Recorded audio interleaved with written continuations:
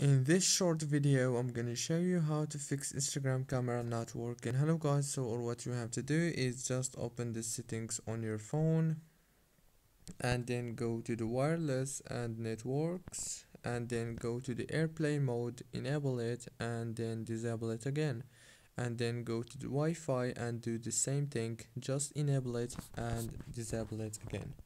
Now go back and this time go to the apps manager, go to apps.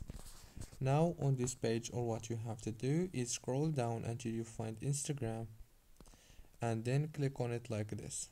Now all what you have to do here is just click on the storage, click on the clear cache and clear data, and then click on force stop.